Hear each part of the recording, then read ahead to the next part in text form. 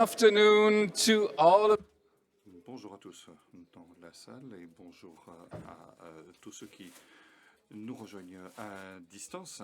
Je m'appelle Gudi Kresch et je travaille donc à l'OMS. Nous marquons aujourd'hui le 20e anniversaire de l'adoption de la Convention cadre de lutte contre le tabagisme par l'Assemblée mondiale de la santé. Pour ceux d'entre nous qui travaillent dans le domaine de la santé publique, l'importance de ce traité ne peut pas être mise de côté. Aujourd'hui, nous voulons honorer l'histoire, mais aussi nous voulons parler d'avenir alors que nous continuerons de travailler en faveur d'un monde sans tabac. Chaque année, plus de 8 millions de personnes meurent à cause de la consommation de tabac, y compris plus d'un million de personnes à cause du tabagisme passif. Comme l'a dit le docteur Tedros, si le tabac était un virus, eh bien, il aurait été depuis longtemps déclaré pandémie et nous aurions tout fait pour l'arrêter.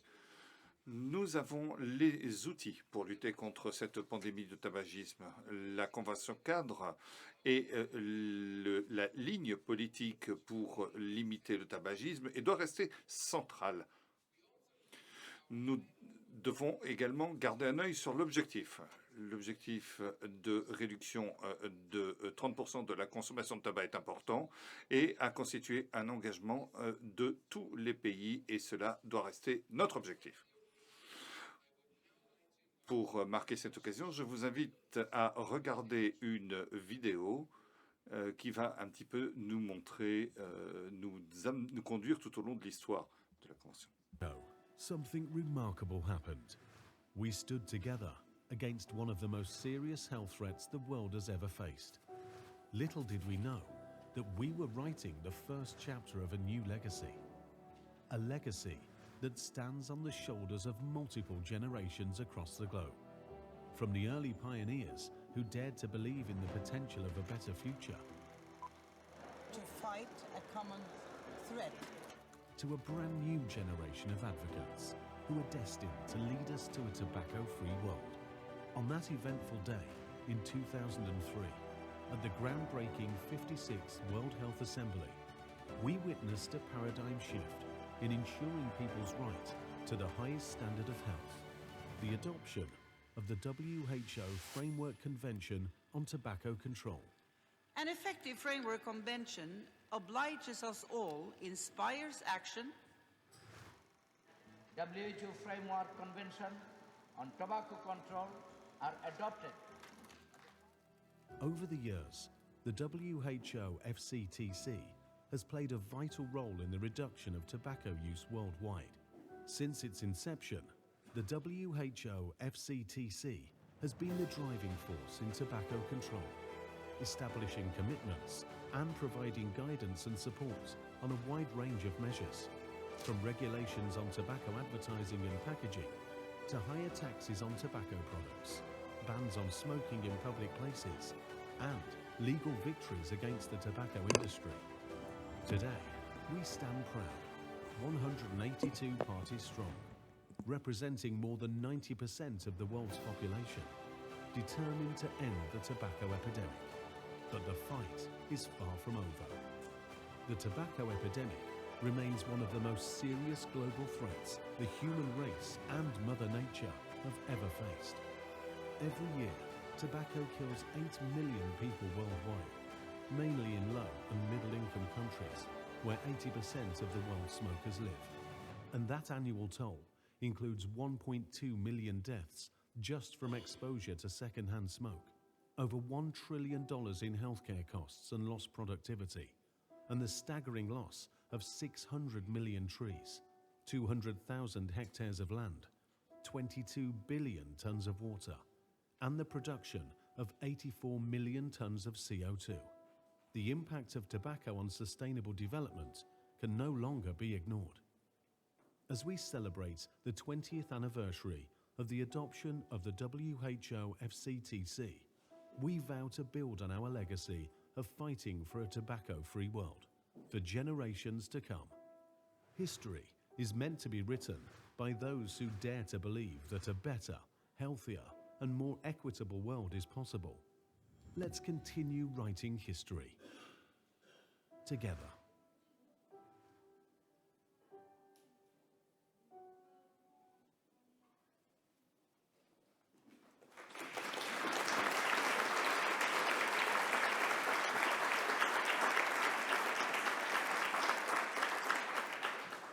What an amazing. Quelle belle histoire. J'invite maintenant le directeur général de l'OMS, Dr Tedros, qui va donc nous faire ses remarques liminaires. Vous avez la parole. Merci beaucoup, Rudiger. Excellence, Monsieur le ministre Ali Marabat, Votre Excellence, Monsieur Kouakou, Dr Lindvold, Dr Renaroa, Madame Paula Jones, Dr Adriana Blanco-Marquiso, et je voudrais également souhaiter la bienvenue au président Dr Bronwyn King. Excellence, chers collègues, chers amis. Il y a 20 ans, les États membres de l'OMS ont adopté à l'unanimité le premier traité de santé publique négocié en vertu de la constitution de l'OMS, à savoir la FCTC, donc la convention dont vous venez de voir la vidéo. C'est pourquoi nous rendons hommage et nous avons reconnu l'ancienne directrice générale et le Premier ministre de M. Gro Harlem, donc au début de l'Assemblée. Aujourd'hui, le monde tire avantage des effets de cette décision historique. La FCTC de l'OMS est un traité qui se base sur l'évidence et qui représente un jalon en matière de santé publique, et il offre de nouvelles dimensions juridiques en matière de coopération internationale. La négociation et l'adoption de la Convention sert de leçon aux États membres de l'OMS en passe de négocier le nouveau traité sur la pandémie. Et j'espère que d'ici mai 2024, nous aurons le deuxième accord de notre histoire. Le tabac représente l'une des menaces les plus importantes en matière de santé publique, tuant plus de 8 millions de personnes par an, y compris plus de 1 million à cause du tabagisme passif. Le tabac est une cause massive qui pèse sur la santé publique des pays, sur les économies, sur les sociétés et sur l'environnement. Les interférences de l'industrie du tabac continuent d'être un véritable obstacle. Une étude de l'année dernière, comme vous vous en souvenez peut-être, montrer combien les entreprises et les cigarettiers travaillent pour la publicité, pour les enfants, près des écoles, près des terrains de jeu, dans plus de 40 pays à faible et moyen revenu. Et ce n'est d'ailleurs pas limité aux pays à faible et moyen revenu, même dans les pays à haut revenu, pour piéger nos enfants. Leurs tactiques, les stratégies de l'industrie du tabac ont un effet sur les enfants à un âge précoce.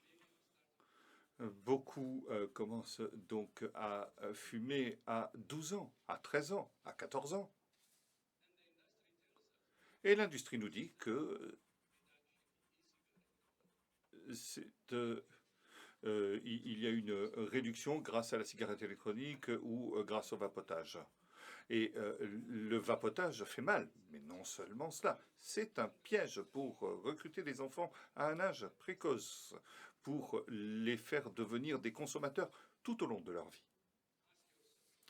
Posez-vous la question.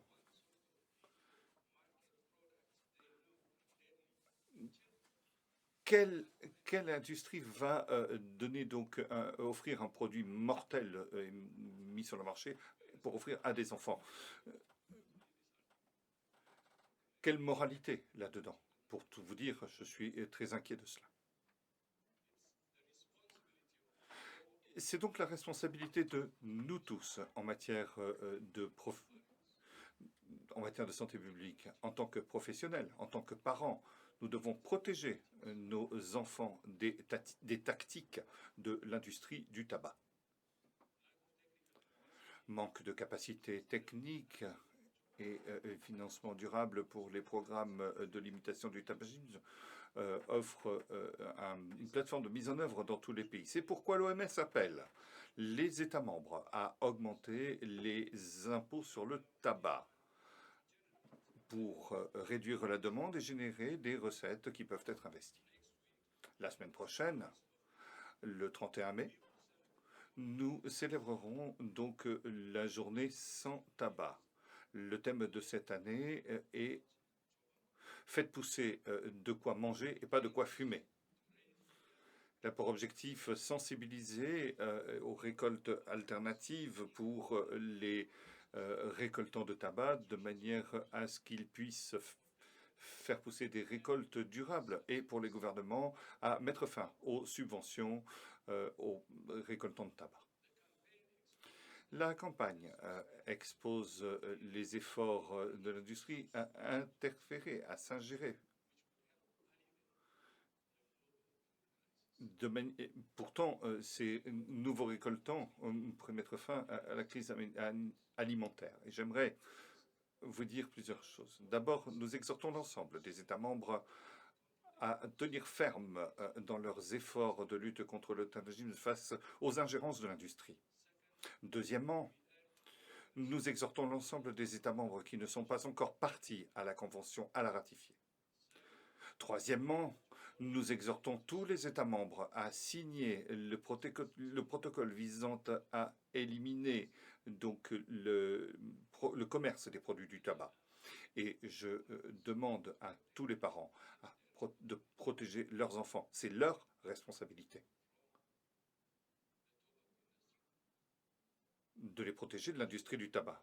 Merci à tous pour votre engagement, pour un avenir sans tabac pour nos enfants et nos petits-enfants. Je pense que nous pouvons dire, quand ça suffit, ça suffit. Merci et je vous redonne la parole. Rudiger.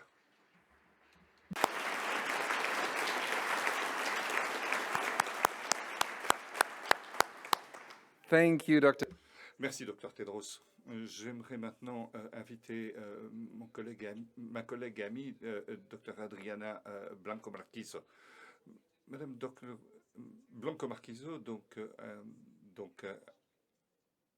est au secrétariat de la FCTC de l'OMS depuis mars 2020. Avant, elle était donc responsable de l'unité transition et facteurs MNT à l'OMS. Adriana, vous avez la parole. Merci beaucoup, Rudiger. Dr Tedros, Excellence, Mesdames et Messieurs, Monsieur le ministre Ali Makleb, Monsieur le ministre Yaku Uimanu, Dr Langbold, Dr Renaroa, Dr Shalabal Babsoda da Silva, Madame Paula Jones. Je vais passer à l'espagnol puisque nous avons l'interprétation de manière à mener de la diversité dans notre discours. Merci beaucoup de la possibilité qui nous est donnée de célébrer le 20e anniversaire de l'adoption de la FCTC. Comme l'a dit le directeur général Dr Tedros, il s'agit d'un changement de paradigme en matière de santé publique où on soulève un problème dont la conséquence, dont les causes vont au-delà d'un simple traité international. C'est un véritable changement en matière de santé publique. Et comme l'a dit le docteur Tedros, c'est la base d'un nouveau traité et d'un nouvel accord qui est en train d'être négocié rapport aux pandémies. Beaucoup de choses se sont passées depuis 20 ans et depuis 10 ans lors de l'entrée en vigueur du traité. Beaucoup de progrès ont été faits. Et il y a de nombreux pays qui sont partis à un accord international qui couvre plus de 90% de la population. Cela a permis d'appliquer beaucoup de mesures. Alors, je préfère donc voir le verre à moitié plein qu'à moitié vide. Même si certains sont pessimistes, beaucoup de choses ont changé, notamment sur l'étiquetage des paquets, sur toute une série de réglementations. Donc l'Australie, par exemple, a été pionnière sur ce sujet. Il y a d'autres mesures, les mesures dont a parlé le Dr Tedros, donc les pays, donc les mesures les mesures liées aux augmentations de taxes, par exemple, pour diminuer le tabac. Donc, c'est une dimension importante. Et nous avons beaucoup d'aide sur ce sujet et l'OMS a une équipe spéciale consacrée donc à cette question fiscale et la Banque mondiale elle-même travaille avec nous. Donc, il y a des aides qui peuvent être donc sollicitées pour que les pays puissent progresser sur le sujet. La question de l'interférence constante de l'industrie n'est pas un thème de moindre importance.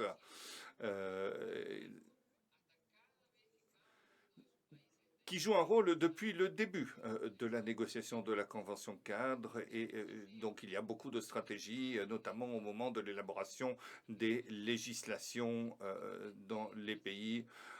Donc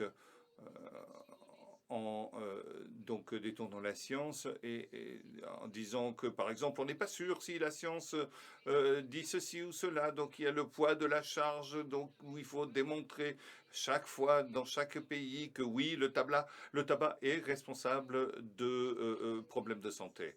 On génère aussi de mauvaises solutions. Par exemple, l'intégration de filtres dans les produits du tabac, qui ne sont pas une solution, qui ne résolvent pas les problèmes sanitaires. Il y a d'autres problèmes environnementaux et beaucoup de pays commencent à envisager la possibilité d'interdire les filtres pour résoudre ce problème. Après, il y a le sujet des produits light. Simplement, donc on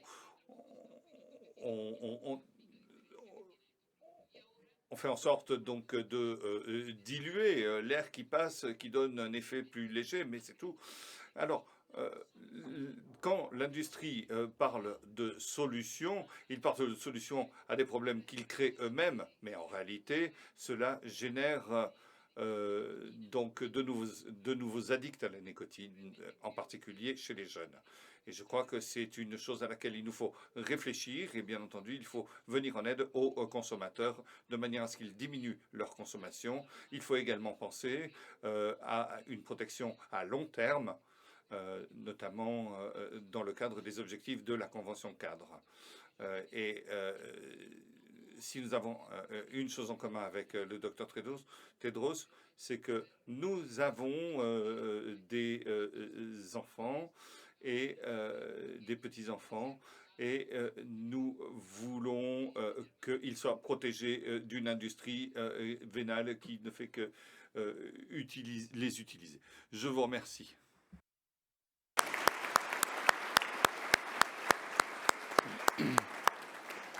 Muchas gracias. Merci beaucoup, Adriana.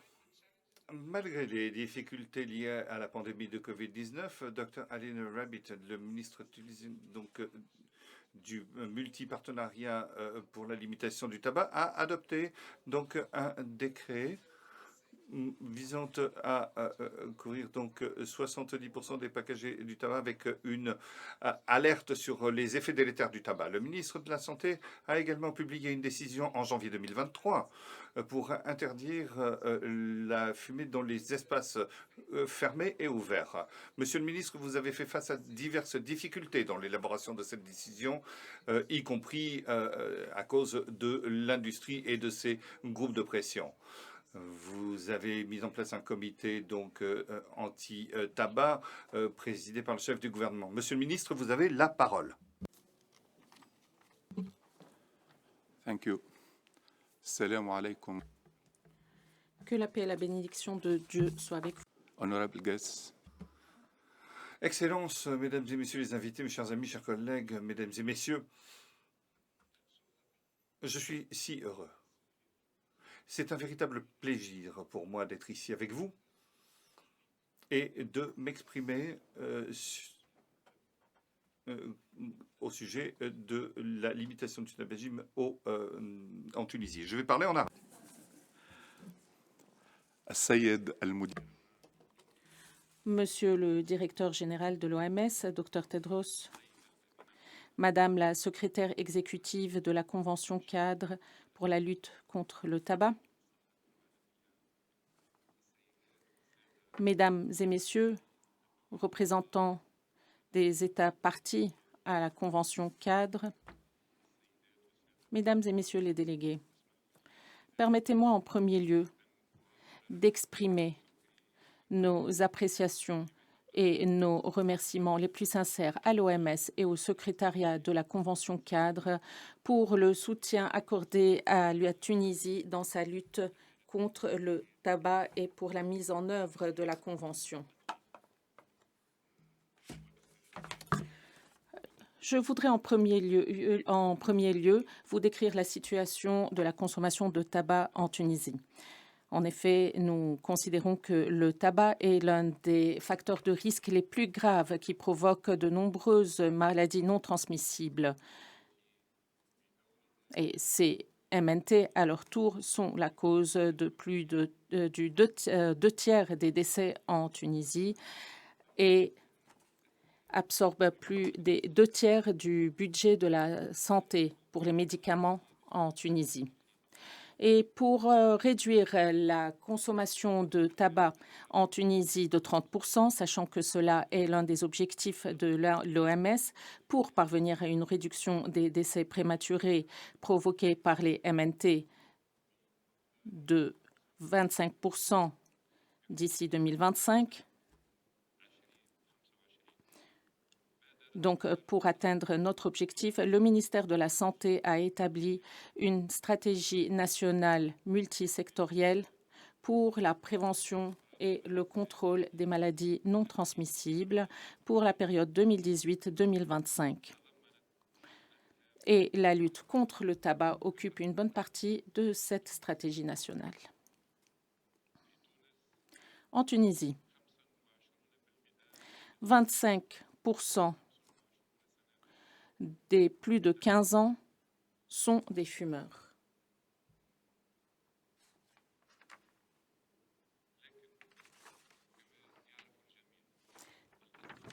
Et comme nous le savons, investir dans les 7 mesures de lutte contre le tabac sur une durée de 15 ans pourrait réduire cette proportion de 46%. Et pourrait réduire la consommation de manière générale, ce qui sauverait 55 000 vies et nous permettrait d'effectuer des économies directes et indirectes d'ici 2035, des économies d'environ 5 milliards de dollars. Pour ce, nous avons renforcé nos efforts en vue de parvenir à cet objectif visant à réduire la consommation générale de tabac de 30%. À cet égard, et en coopération avec les autres secteurs concernés par la lutte contre le tabac, et en coopération également avec l'OMS et le secrétariat de la Convention cadre,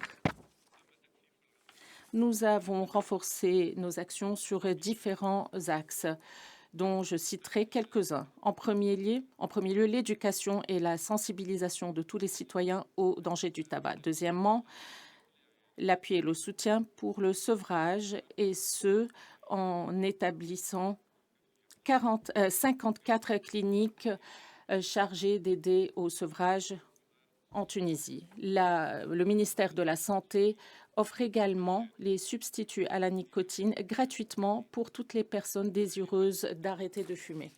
Troisièmement, adopter de nouvelles législations pour lutter contre le tabac. Entre autres, nous voulons réviser la loi de 1998 concernant la prévention contre les méfaits du tabac, et ce, conformément à la Convention cadre de l'OMS, qui a été ratifiée par la Tunisie en 2010. Ce projet de loi pour la lutte contre le tabac porte sur ce qui suit: l'interdiction totale de la fumée, interdiction totale de fumer dans les lieux publics, interdiction de vendre les cigarettes au détail et interdiction de vendre les cigarettes à des adolescents et au moins de 18 ans, et l'interdiction de la publicité, de la promotion, du parrainage des produits de tabac de manière directe et indirecte dans les médias. En outre, apposer des avertissements sous forme de textes et de pictogrammes pour mettre en garde contre les méfaits du tabac sur pas moins que 70% de la surface de l'emballage des paquets de cigarettes. Et nous avons commencé à mettre en œuvre cette mesure en janvier 2023. En attendant l'adoption du nouveau projet de loi, nous avons mis en place une commission multisectorielle pour lutter contre le tabac. Sa mission est d'établir une vision unifiée entre les différents secteurs pour lutter contre le tabac afin de permettre le succès de notre stratégie. Et autre mesure, renforcer les ressources humaines et les augmenter de 20% pour ce qui est de la lutte contre le tabac. En conclusion, je voudrais souhaiter au secrétariat de la Convention cadre et à l'OMS, ainsi qu'au Bureau des Nations unies pour le développement durable, je voudrais donc leur présenter mes remerciements les plus sincères pour leur soutien continu à la Tunisie pour lutter contre le tabac, et nous espérons que Dieu couronnera nos efforts de succès dans l'intérêt de tous. Je vous remercie.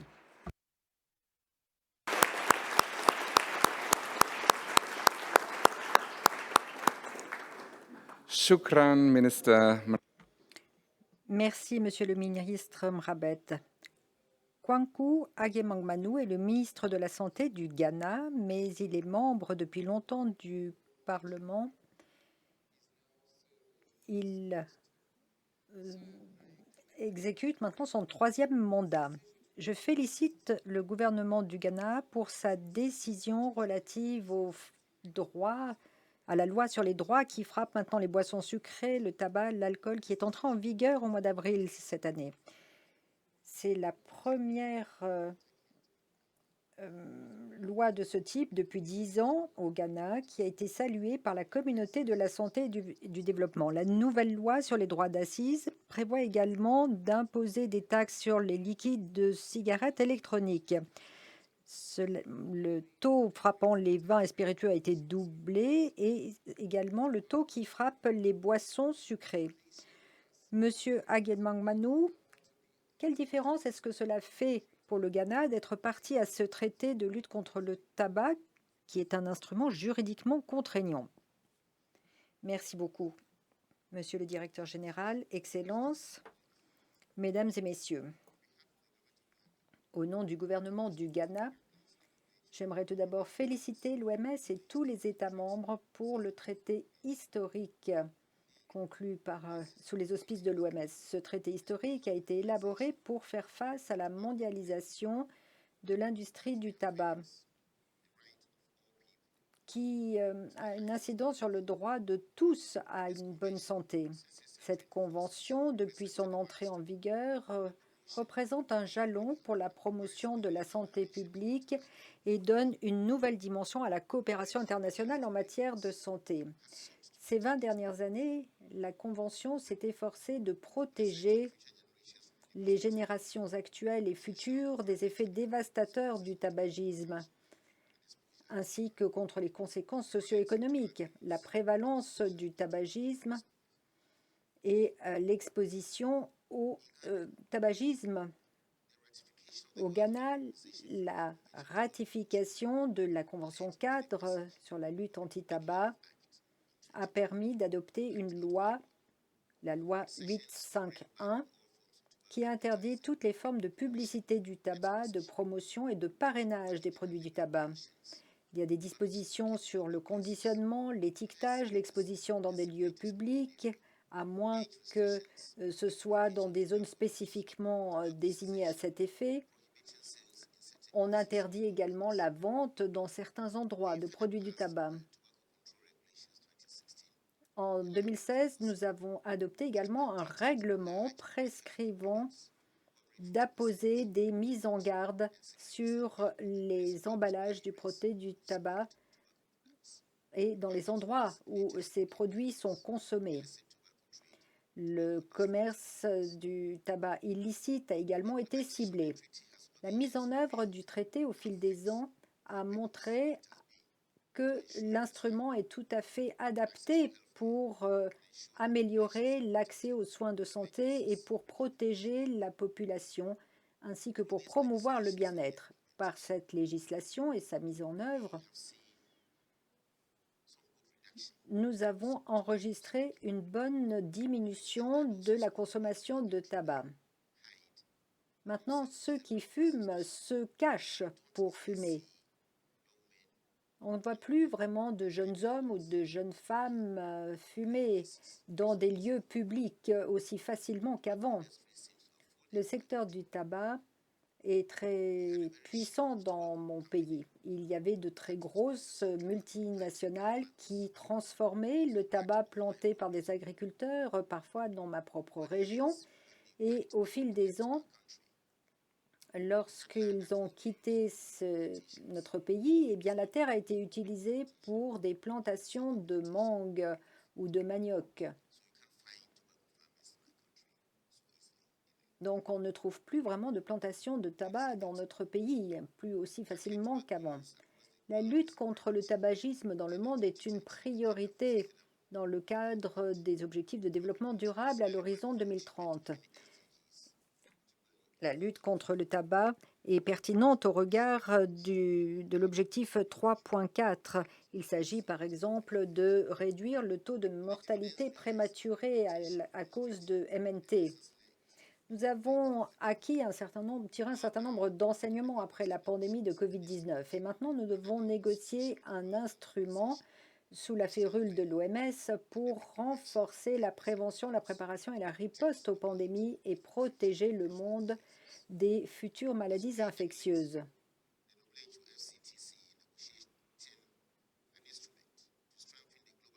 Nous avons besoin d'un instrument qui renforcera l'architecture sanitaire mondiale et nous devons tendre à l'inclusivité, à la transparence, à l'efficacité et au consensus.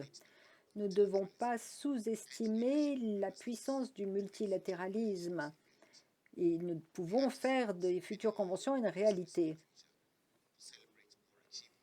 Nous espérons célébrer encore plus de résultats positifs à l'avenir, plus de réussite, alors que les pays membres vont relever tous ces défis. Merci.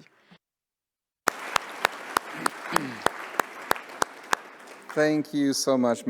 Merci beaucoup, Monsieur le ministre. Je me tourne maintenant vers le Dr Lynn Vold, directrice générale du département de la santé publique auprès du ministère de la Santé et des Soins de Norvège. Comme beaucoup le savent, la Norvège a été l'un des premiers pays à ratifier la FCTC en 2004. Et comme nous l'avons vu tout à l'heure dans la vidéo, le Dr Gro Brundtland avait rencontré, et ancien Premier ministre de Norvège également, a été d'une grande utilité pour la négociation. La Norvège a toujours été un fervent partisan de mesures de lutte anti-tabac. C'était le premier pays à introduire des interdictions sur toutes les formes de publicité des produits du tabac dès les années 1970. Et la Norvège a fait partie des premiers pays à introduire des emballages de tabac normalisés et des endroits exempts de tabac. Dr Vold, vous avez la parole.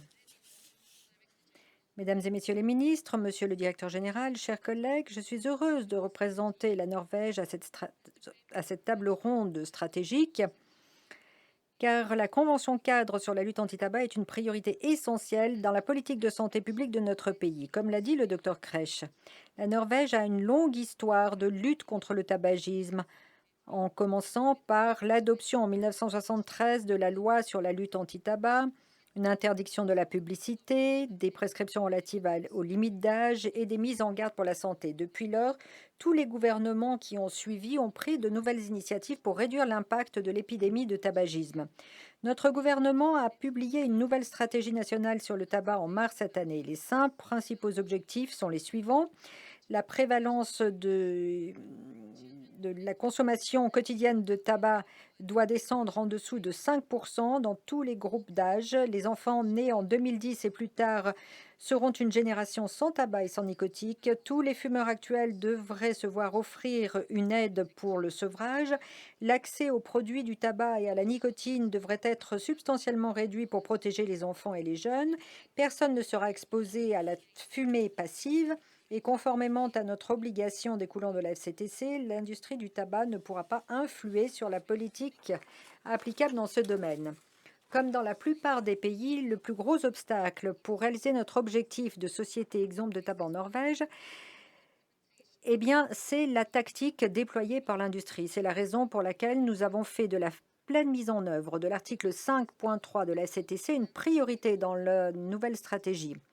Le tabac est à la fois un problème de développement durable et de santé. Le programme de développement durable à l'horizon 2030 prévoit une cible spécifique centrée sur la mise en œuvre de la FCTC. Et la Norvège est l'un des contributeurs du projet FCTC 2030 qui aide les pays à revenus faibles et à revenus intermédiaires admissibles à bénéficier d'une aide au développement public pour poursuivre leurs travaux dans la mise en œuvre de la FCTC. Selon moi, c'est l'une des interventions les plus efficaces pour endiguer la charge croissante des MNT. Néanmoins, la FCTC a eu un impact important dans les pays à développement à revenus élevés également, comme la Norvège. Elle a été très utile dans le débat politique national, nous poussant à aller toujours plus loin, mais elle a servi de base également pour la défense dans des procédures judiciaires engagées par l'industrie du tabac, alors que nous étions poursuivis pour la neutralité des emballages. La FCTC constitue également une plateforme qui offre de nouvelles possibilités de coopération internationale et d'apprentissage des expériences mutuelles dont la Norvège a bénéficié. Et surtout, je pense que la FCTC nous a donné un objectif commun et une plateforme commune pour relever les nouveaux défis sur la scène de la lutte anti-tabac. Pour conclure, j'aimerais vous féliciter tous, vous qui avez contribué au succès de la Convention. Certains d'entre vous déjà lors des négociations du traité au début des années 2000, et alors que d'autres travaillent quotidiennement pour mettre en œuvre et suivre les principes et obligations ancrés dans la FCTC. Félicitations à nous tous. Merci.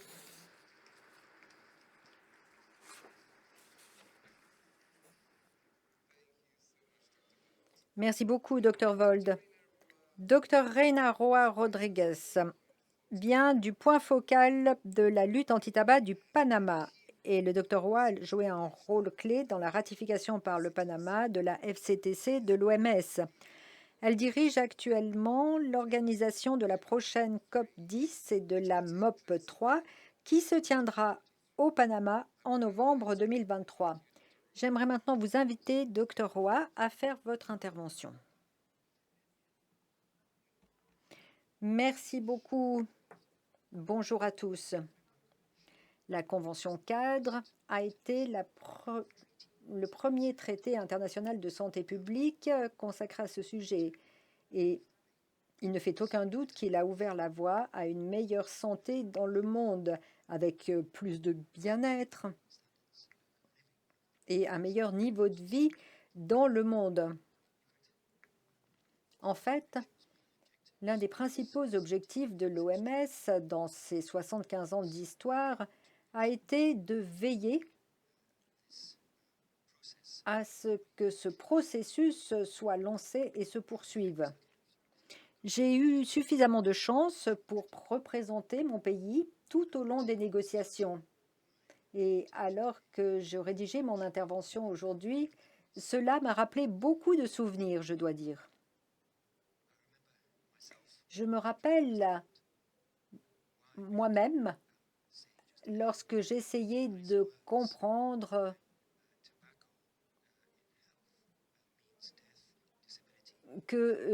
et comment faire comprendre par des mots clairs que le tabagisme signifiait la mort et la maladie, et ce, chaque jour. Deuxièmement, j'ai beaucoup appris sur la complexité et les difficultés inhérentes à ce processus. J'ai appris des pressions du secteur du tabac, sur son ingérence qui est permanente, sans précédent, des obstacles que l'on rencontre également très nombreux, et nous pensions que nous ne verrions jamais la lumière au bout du tunnel.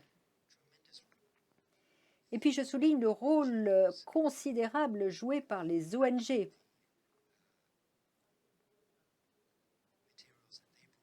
Qui nous ont fourni beaucoup de documentation et qui ont apporté vraiment une énorme contribution. Et je parle à Francesco Lugado, par exemple, qui a joué un rôle très important dans ce processus. Et puis, il y a eu la décision d'arrêter l'horloge le dernier jour des négociations, parce que malgré tous nos désaccords, toutes nos divergences, nous avions vraiment un intérêt commun, promouvoir la santé humaine, protéger des vies, et nous voulions jouer un rôle de chef de file à l'échelle diplomatique. Et le Brésil était vraiment le leader dans le processus. La réalité, c'est que nous avons fait beaucoup de progrès. Au niveau mondial, l'industrie du tabac est en train de renouveler ses stratégies pour essayer d'interférer sur les décisions et mettre sur le marché des produits nouveaux pour que les gens restent accros. Mais nous avons toujours eu un leadership, une détermination d'aller de l'avant dans la mise en œuvre de la FCTC et du protocole. Nous avons vu les lignes directrices. Et évidemment, nous savons que les difficultés peuvent différer d'un endroit à un autre, mais l'objectif général, c'est de protéger la santé de nos populations. Mais malheureusement, nous devons garder cet élan et nous devons maintenir l'effort pour parvenir à cet objectif d'une réduction de 30% de la consommation de tabac. Le Panama a un taux de 5% parmi les adultes, mais évidemment, cela varie d'un endroit à l'autre dans le pays. Donc, il nous reste encore des défis à relever. Nous devons poursuivre le combat. Dans chaque partie du pays, le taux n'est pas toujours inférieur à 5%. Mais il y a ce défi également qui découle de ces nouveaux produits qui apparaissent sur le marché, qui sont addictifs pour les jeunes. Ils sont présentés comme moins nocifs, mais ils sont tout aussi addictifs et ils ont d'autres conséquences sur la santé. Ce 20e anniversaire de l'adoption de la Convention cadre nous pousse à réfléchir soigneusement à la façon dont nous pouvons continuer à traiter les problèmes qui persistent, dont beaucoup au Panama. La réglementation du contenu, la taxation, l'augmentation de la taxation dans une perspective de santé, de sorte à bien mettre en œuvre la FCTC. Il y a les difficultés liées au marketing, à la publicité et l'abus de publicité sur les réseaux sociaux, dans les films, dans les diffusions. Comment renforcer la couverture et l'accès universel aux services de sevrage? N'oublions pas que les fumeurs sont les premières victimes de l'industrie du tabac.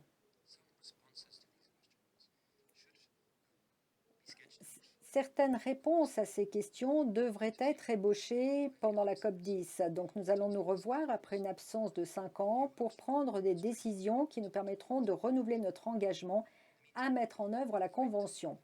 En attendant, j'invite les États membres qui n'ont pas encore ratifié la Convention à le faire. Et j'invite les parties à envisager également de ratifier, de mettre en œuvre le protocole. Sinon, ce sera utilisé comme excuse par l'industrie pour stopper nos efforts. Enfin, je me réjouis de vous voir tous dans cette magnifique ville de Panama City. Monsieur le directeur général, je me réjouis de vous accueillir dans notre pays. Ainsi, nous pourrons tous nous retrouver et mener des vies saines ensemble. Merci. Muchas gracias. Merci beaucoup, Dr. Roy. Le docteur Jarbas Barbosa da Silva est le directeur de l'Organisation panaméricaine de la santé et bien sûr directeur régional pour la région Amérique de l'OMS. Avant cela, il était directeur adjoint de l'OPS et a dirigé différents programmes et départements techniques pour améliorer l'accès équitable aux vaccins dans la région. Dr Jarbas, j'aimerais vous inviter à présenter votre perspective de la région des Amériques. Merci, Ruger. Monsieur le directeur général, Dr Tedros,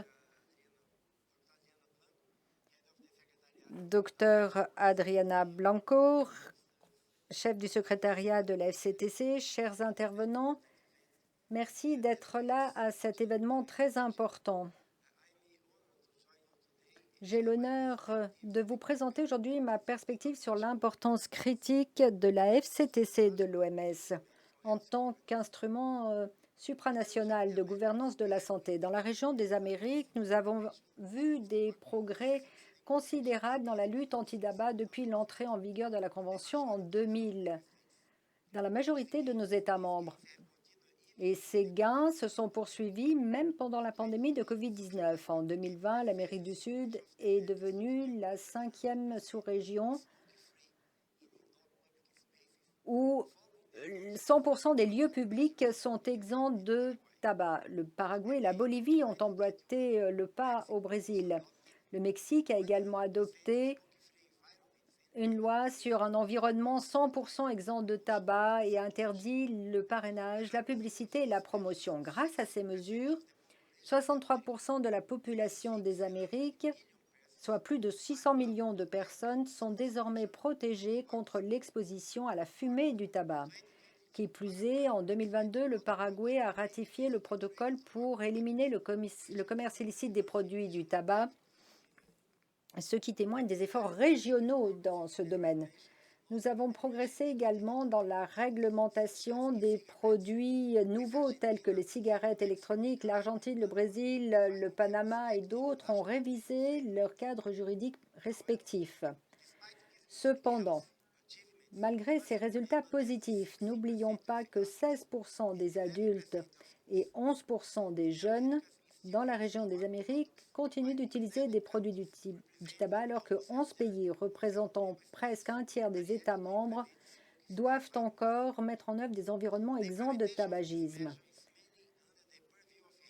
Ces mesures relèvent surtout des autorités de santé et la mise en œuvre de mise en garde sur les paquets de cigarettes a permis de réduire la demande. Et là aussi, il faut une intervention des autorités nationales.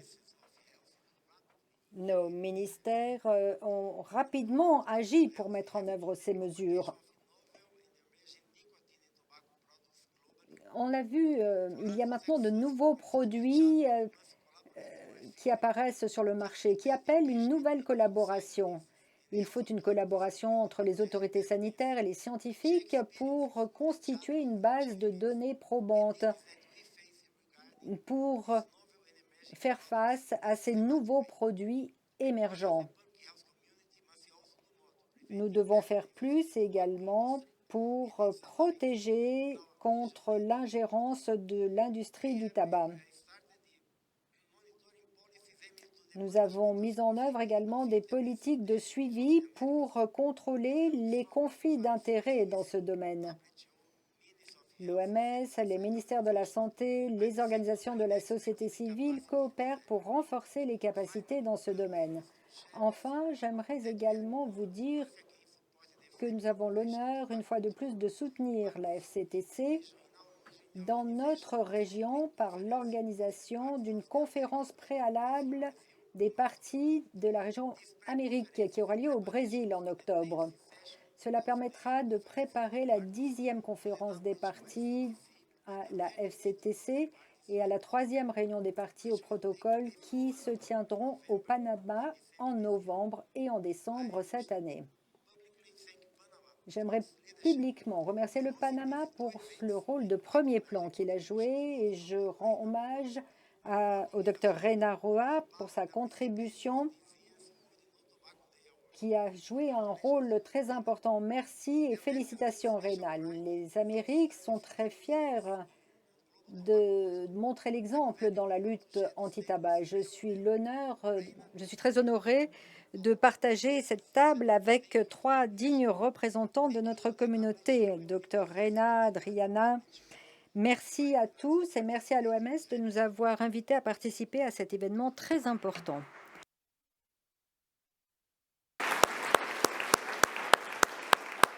Thank you so much, Dr. John. Merci beaucoup, Dr Jarbas. Les organisations de la société civile ont mobilisé les pays pendant les négociations du traité entre 1999 et 2003.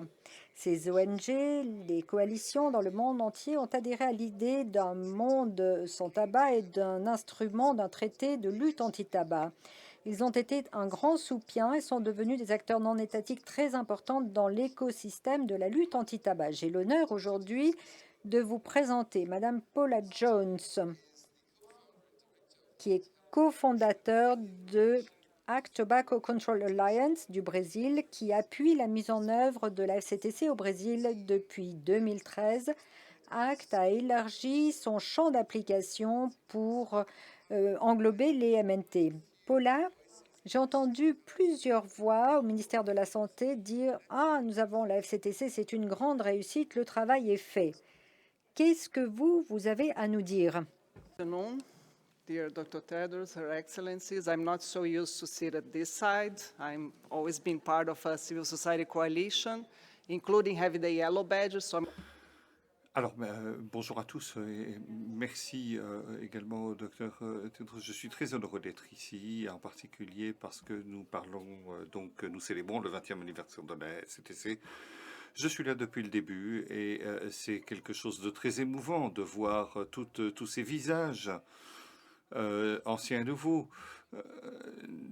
Émouvant également de regarder ce film qui relate tout le processus de négociation. J'aimerais donc dire bonjour à tous mes collègues de la FCA, qui est donc l'Alliance mondiale de limitation du tabagisme. C'est un processus qui est mondial, c'est un processus qui va du niveau mondial au niveau national. Nous avons plaidé au niveau mondial, nous avons plaidé au niveau national, nous avons plaidé pour la reconnaissance aussi de la part de la société civile et de sa contribution au traité. Et je reconnais bien sûr le texte du traité lui-même, qui dit une chose, c'est que le travail n'est pas terminé. Comme Adriana l'a dit, nous avons progressé dans de nombreux domaines. Mais bien évidemment, il reste beaucoup à faire, comme un environnement sans tabac, les questions de la taxation, les questions des avertissements sur les paquets. Ce sont des domaines où il faut progresser. Bien sûr, il y a la menace de nouveaux produits et l'explosion de la consommation près de la jeunesse, les modalités des nouveaux produits. Donc, ce n'est pas terminé et je crains fort que ce soit jamais terminé. Alors, je me félicite de ce que j'ai entendu de la part des intervenants ici. Également très intéressant le travail qui est fait sur le terrain, au niveau national, au niveau local. Vous savez, les négociations mondiales, c'est quelque chose qui doit après se retrouver. Alors je pense que quelque chose de très particulier a été fait dans le domaine du tabagisme. Il y a maintenant la question des MNT, y compris la pollution de l'air. Nous devons retenir des leçons de la FCTC et au-delà du dur labeur en matière de limitation du tabac. Donc, je voudrais féliciter le Panama qui va organiser la prochaine conférence des parties à la Convention. Je pense que nous devons tirer avantage des synergies. Je ne pense pas que nous l'ayons fait autant que ce qu'il était possible. Il y a donc l'article 5.3. Il a été très difficile de reconnaître que nous avons besoin de gérer les ingérences de l'industrie. Et l'ingérence n'est pas différente avec celle d'autres secteurs. Pour l'alcool, c'est la même chose. Donc, lorsque vous regardez également les questions liées à l'alimentaire, etc., c'est le même problème. Ensuite, nous avons bien sûr la question de l'imposition. Nous devons donc financer les ODD. Il y a beaucoup de connexions et de liens dont il nous faut tirer avantage. Autre chose. En tant que Brésilienne, être ici, eh bien, nous sommes le plus grand exportateur de feuilles de tabac. Mais ça a été très difficile de progresser pour faire ratifier la convention. Cela a pris 2 ans, notamment à cause de l'industrie du tabac qui a mis en avant les petits récoltants de tabac. Donc,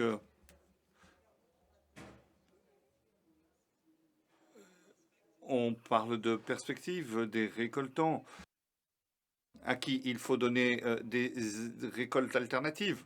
Il y a des politiques également qui doivent leur permettre de récolter plutôt de l'alimentation ou des produits alimentaires.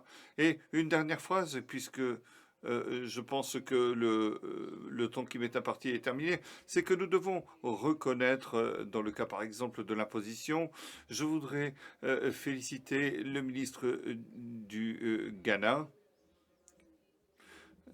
Le SSB est une autre approche et la mauvaise nourriture, la malbouffe est égale à la cigarette. Je vous remercie et merci d'être là.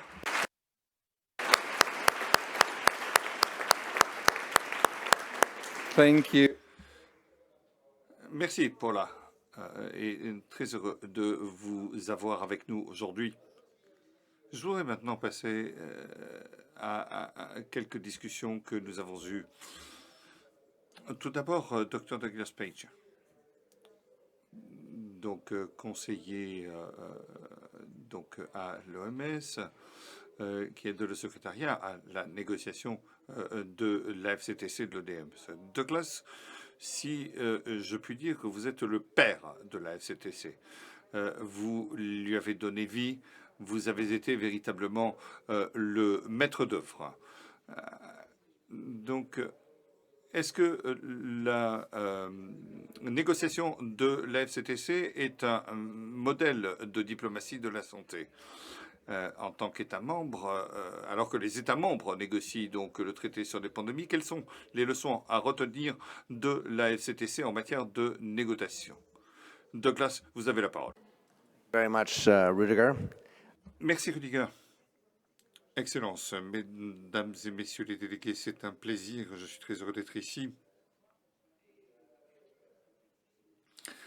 La FCTC de l'OMS est une négociation miraculeuse avec une entrée en vigueur rapide, avec plusieurs éléments liés à la diplomatie, aux éléments sanitaires et autres. Lorsque nous parlons de la puissance du processus, donc cela a impliqué beaucoup d'exigences avec une démarche de tous les gouvernements. Par exemple, il a fallu réunir plusieurs secteurs. Donc, il a fallu un système global au niveau gouvernemental, puisqu'il a fallu donc révolutionner la limitation du tabagisme. On a dû traiter également les questions transnationales et transfrontières.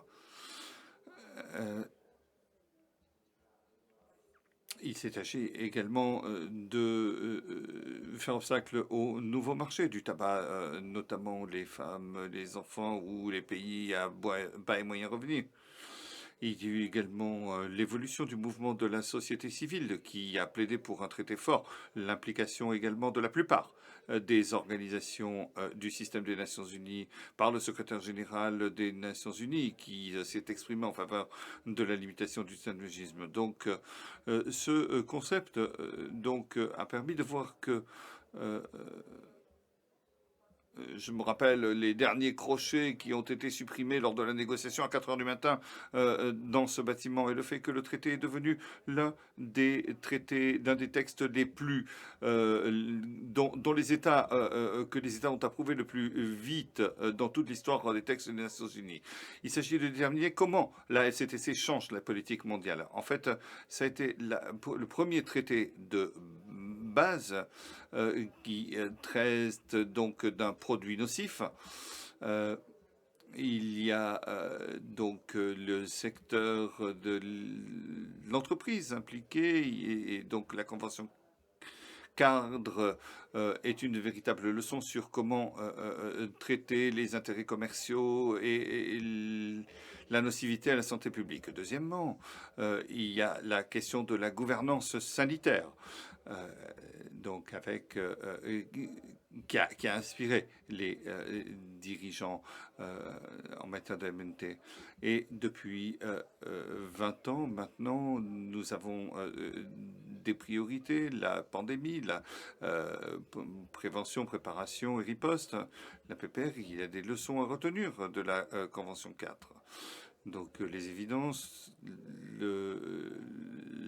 la base de la preuve, les lacunes en matière de réglementation, la question des inégalités également, et ensuite une approche gouvernementale globale est très importante. Mais par-dessus tout, nous devons continuer d'avoir foi dans la préciosité de la coopération et de la diplomatie multilatérale. Je vous remercie.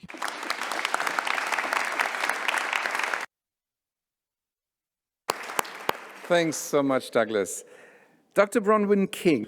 Dr. Bronwyn King a fondé le NCO du portefeuille sans tabac, qui travaille avec les dirigeants financiers, le système bancaire, les fonds souverains, la gestion d'actifs et les agences de notation.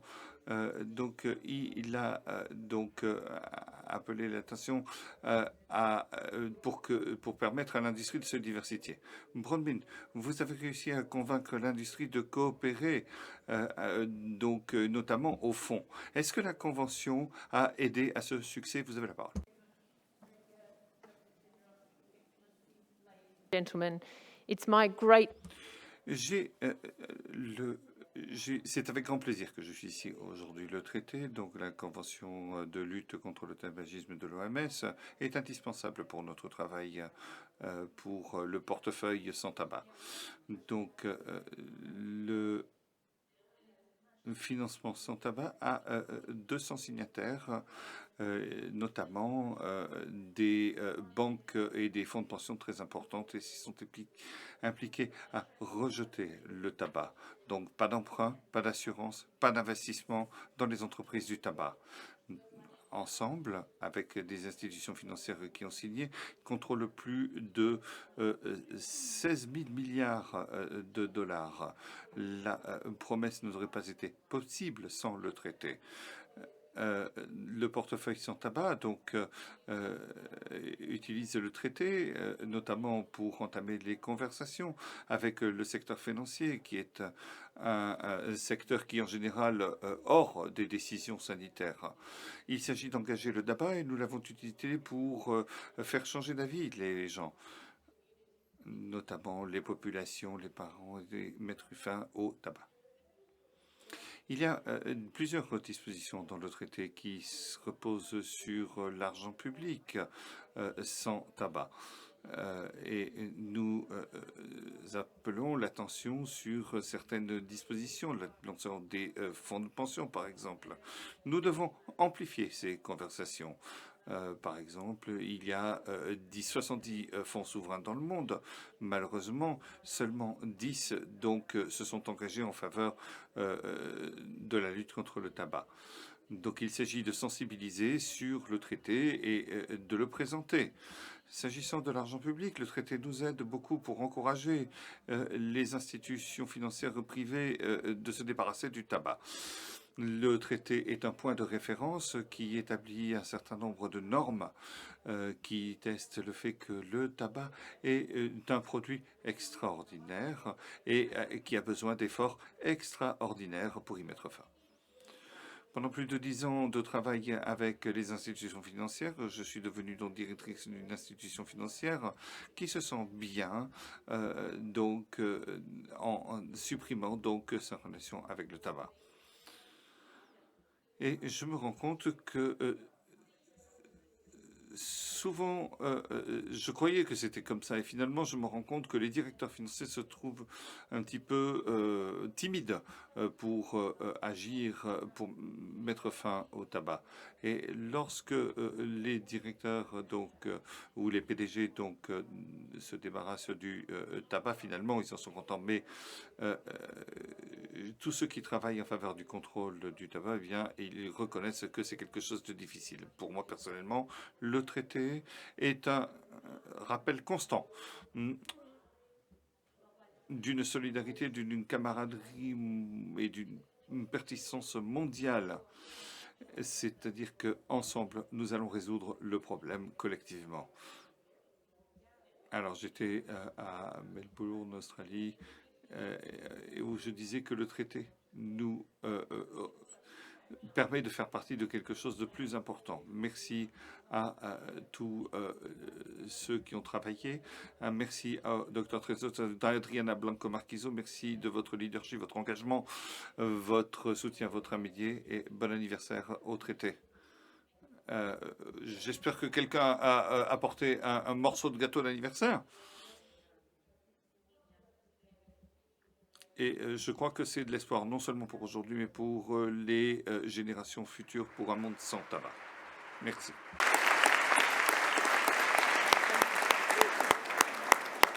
And a big thank you to you. Merci à vous, Bronwyn. Madame Audrey-Gouin, donc, est présidente de la Fédération internationale des étudiants en pharmacie. Pendant des années, l'industrie du tabac, par ses tactiques de tromperie, ont donc créé des consommateurs de nicotine. La tabac a travaillé auprès des enfants avec des tactiques et de ciblage et de publicité. Je suis très heureux. Aujourd'hui, nous avons la voix de la jeunesse qui va s'exprimer à ce sujet. Holdry. L'industrie du tabac cible de plus en plus d'enfants et de jeunes. La communauté de la santé publique fait-elle assez? Qu'est-ce que nous devons faire mieux et qu'est-ce que vous attendez de la part des gouvernements et des politiques? Vous avez la parole. Director General. Monsieur le directeur général, Excellences, mesdames et messieurs les délégués, mesdames et aux jeunes de la salle.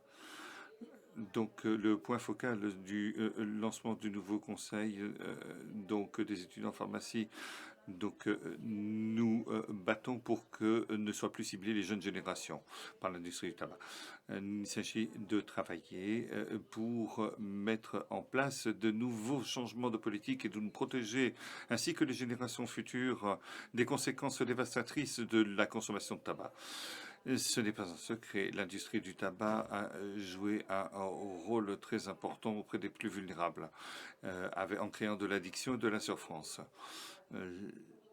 La consommation de tabac est très bien documentée avec son lot de maladies, notamment maladies cancer ou maladies cardiovasculaires qui touchent nos vies, qui affectent la productivité et la qualité de vie. En outre, les effets du tabac vont au-delà du bien-être individuel.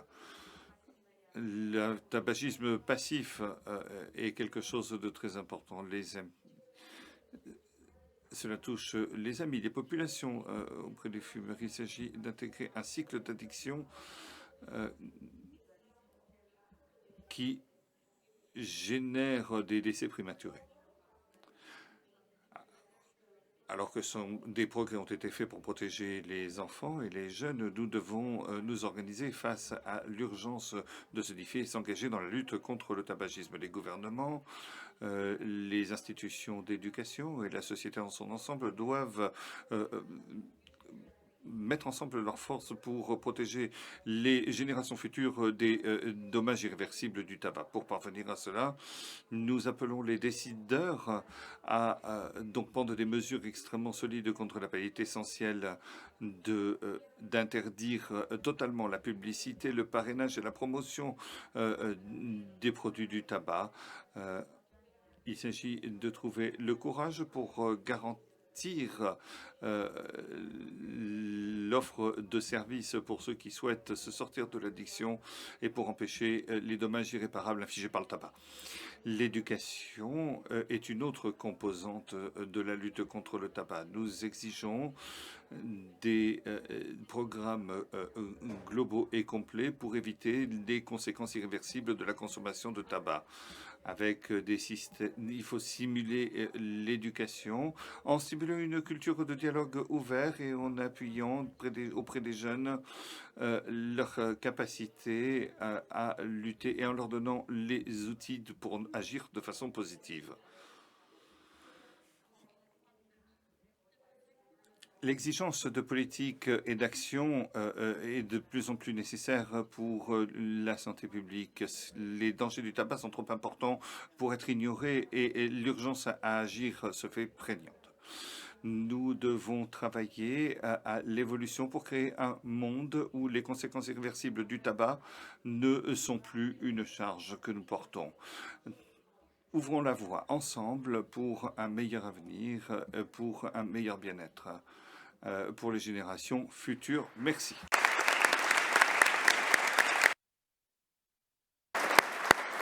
Thank you very much. Merci beaucoup, Audrey, et merci à tous pour vos excellentes interventions. Nous allons maintenant passer à la cérémonie et la remise des prix, mais avant d'inviter le directeur général, j'aimerais vous dire quelques mots, Dr Tedros. Nous avons eu 6 tables rondes stratégiques et je crois qu'elles étaient vraiment excellentes. Et c'est vous qui les avez accueillies. Je sais que personnellement, vous avez beaucoup réfléchi, vous avez consacré beaucoup de temps à l'organisation de ces tables rondes, vous avez réfléchi aux thèmes, aux sujets que vous soutenez. Nous apprécions vraiment cette direction dans les coulisses. Merci à tous les intervenants pour ces excellentes discussions. Adriana, vous pouvez être très fière de l'incroyable équipe du secrétariat. Et je crois que tout cela mérite vraiment des applaudissements chaleureux. And Tedros, if I may invite you now. Docteur Tedros, est-ce que vous voulez bien venir à la tribune?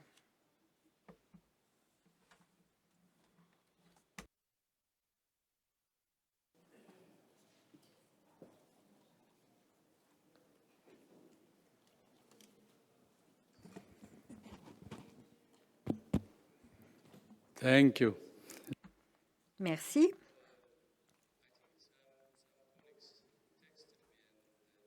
Des collègues m'ont envoyé un texto. Ils m'ont dit, et si on remerciait l'ancien secrétariat du FCTC? Et j'ai dit, c'est une très bonne idée, en fait, parce que c'est le 20e anniversaire. Alors, commençons par Adriana, qui est la secrétaire actuelle. Merci de votre leadership. Et vous savez, au début, c'était le docteur Nico Gossian. Nous apprécions grandement ses services. Et puis le deuxième secrétaire était le docteur Vera Luisa da Costa da Silva.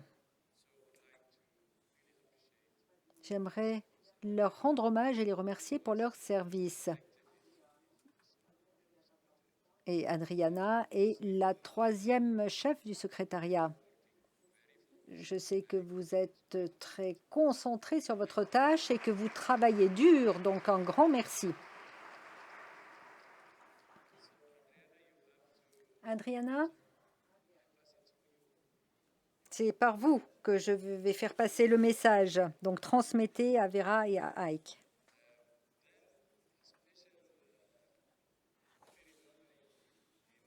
Maintenant, un petit rappel. Je pense que ce serait bien de se souvenir de lui. C'est l'ancien président de l'Uruguay qui nous a quittés, le docteur Taveras Vázquez. Je lui avais remis le prix en 2019. Comme vous le savez, l'Uruguay est un grand pays et lui, en tant que personne, était vraiment quelqu'un de remarquable, très attaché à ses engagements.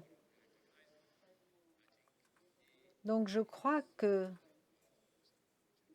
c'est l'une des personnes qui a exercé le plus d'influence, je dois dire. Donc nous devons nous rappeler son héritage et aujourd'hui, nous devrions en profiter pour nous engager à perpétuer son héritage. Il nous avait accueillis à Montevideo pour la réunion ministérielle sur les MNT, vous vous souvenez?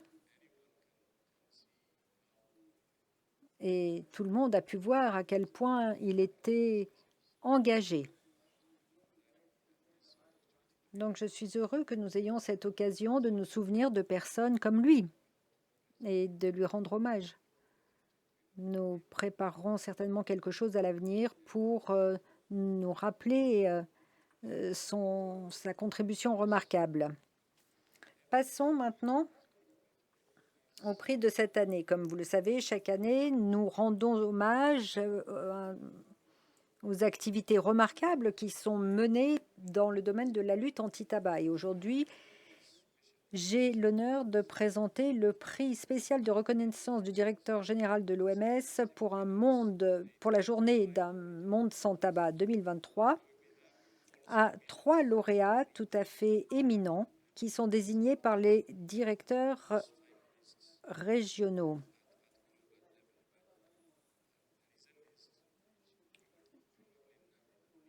Bon, il y a une liste qu'il faudra certainement lire à la fin de la journée pour vraiment se rendre compte de ce qu'ont fait plusieurs personnes et plusieurs pays au niveau régional.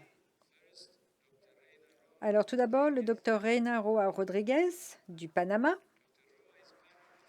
Le docteur Roa est le point focal du Panama pour la lutte anti-tabac et vice-présidente du bureau de la réunion des parties au protocole sur l'élimination du commerce illicite des produits du tabac. Le docteur Roa a consacré ces 20 dernières années à combattre l'épidémie mondiale de tabac et elle est reconnue dans le monde entier comme un chantre de la lutte anti-tabac.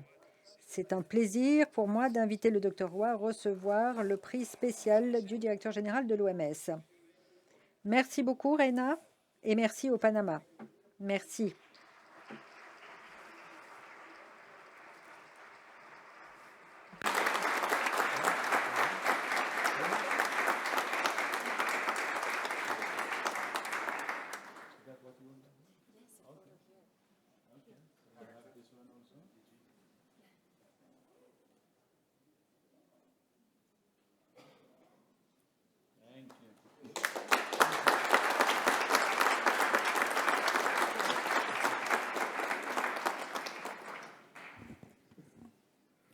Le deuxième prix va à son Excellence le Dr Odete Maria Freitas Bello, ministre de la Santé du Timor-Leste.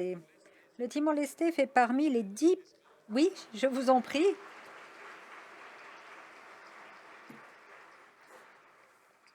Le Timor-Leste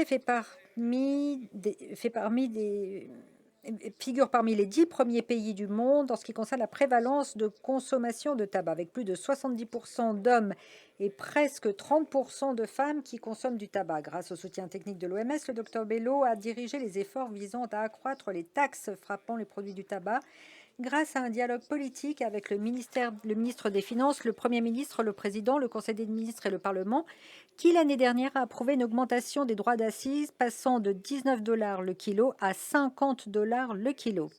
Dès cette année, le Parlement a doublé ce droit d'accise pour le faire passer à 100 $ le kilo.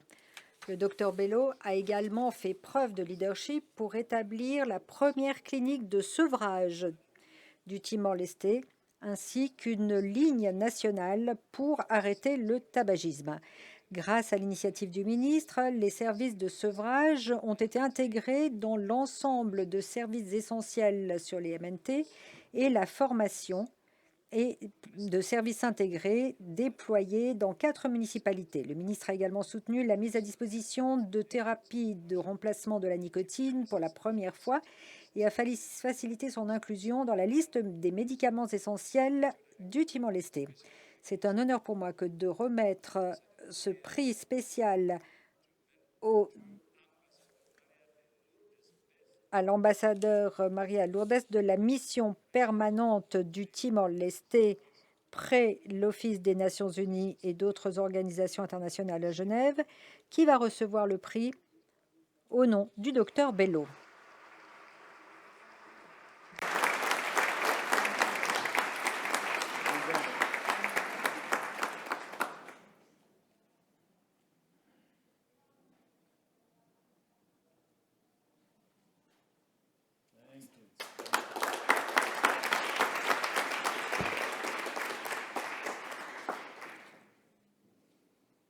The third award Le troisième prix va à son Excellence le Dr Halim Rabet, ministre de la Santé de Tunisie.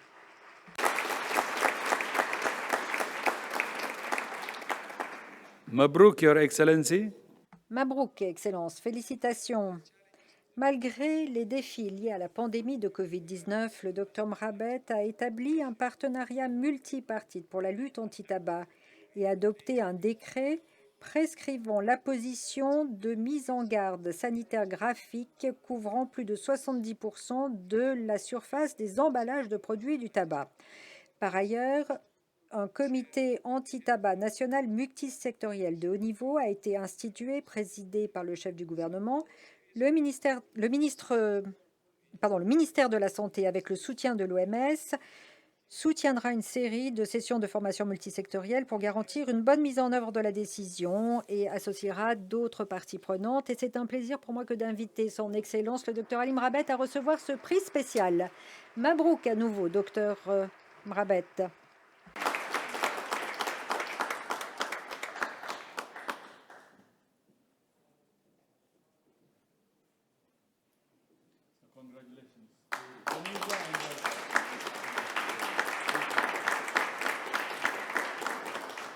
Okay, I think. Bien, je crois que c'est tout. Mais si vous avez la liste, ce serait bien d'en donner lecture, enfin d'y jeter un œil, pardon. Bon, Rudiger, non, vous ne pouvez pas lire la liste parce que vous ne l'avez pas sous les yeux, mais félicitations et nous l'afficherons.